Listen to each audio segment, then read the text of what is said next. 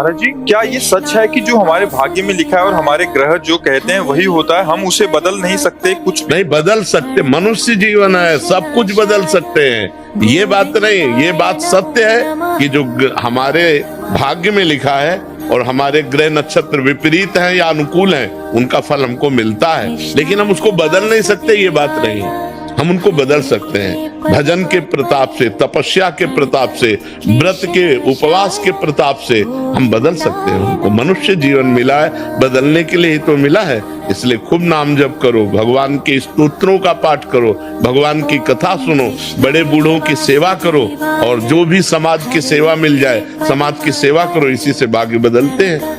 भाग्य क्या है महाराज? भाग्य है पूर्व में लिखित दुख सुख।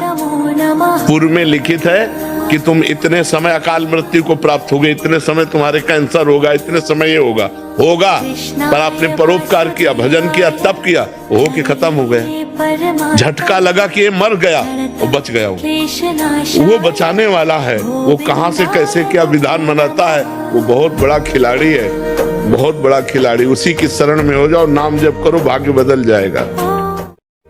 हमें अपने पाप की सजा अपने पति, बच्चों या किसी के रूप में आकर मिलती है, तो क्या ये सजा का क्रम चलता रहेगा? हाँ, जब तक भजन करके क्रम नष्ट नहीं करोगे तो थोड़ा बोड़ा पाप थोड़ी है। अनंत जन्मों से हम बार बार जन्म ले रहे हैं, बार बार मरण कर रहे हैं, तो हर जन्म में कुछ न कुछ हमसे पाप बनता गया। वो सब एकत्रित है, जिसे संचित कर्म कहते हैं। अभी जो कर्म कर रहे हैं उसे क्रियमाण कहते हैं, और जो भोग रहे हैं उसे प्रारब्ध कहते हैं। भजन ऐसा करो कि संचित भस्म हो जाए, क्रियमाण निष्फल हो जाए, और प्रारब्ध को भोग ले।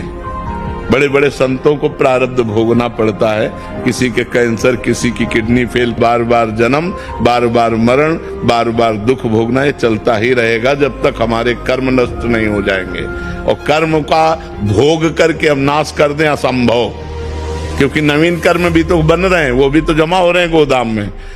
हमको चाहिए गोदाम में आग लग जाए, और वो भगवान ही लगा सकते हैं। तो भगवान की शरण में होकर भगवान का नाम जप करो और धर्म में आचरण करो।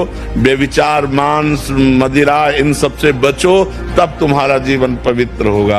अब 2-4 बार नाम जप कर लो, व्यभिचार करो, पर पुरुष गमन करो, पर स्त्री गमन करो, तो नरक जाओगे, दुर्गति प्राप्त होगी। अगर संयम से चलोगे, पाप कर्म छोड़ोगे, तो नाम तुम्हें उठा देगा, प्रकाशित कर देगा।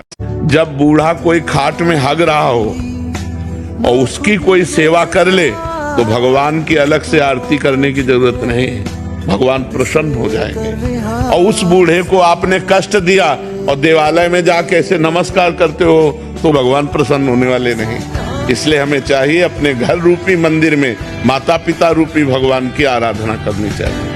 मासिक धर्म के दिनों में प्रभात फेरी में जा सकते, प्रभात फेरी में जा सकती है, नाम कीर्तन कर सकती हैं, बस तुलसी की माला नहीं चला सकती, ग्रंथ नहीं छू सकती, रसोई नहीं बना सकती, ठाकुर सेवा नहीं कर सकती, और बकाया नाम जप कर सकती है। जो पद याद है वो गा सकती है, प्रभात फेरी में जा सकती हैं, ये सब कर सकते हैं। सबसे बड़ा प्रायश्चित है उठते बैठते चलते फिरते नाम जप शुरू कर दे। सबसे प्रार्थना है नाम संकीर्तनम यस्य सर्व पाप प्रणाशनम। हम कह रहे हैं कि घोर पापी है और मरने के समय उसे धाम में ले आओ, यहाँ शरीर छूट गया, वो भगवत प्राप्ति हो गई। ये धाम है ना, धाम की महिमा है। वृंदावन धाम है, सब धामों में सर्वोपरि धाम है।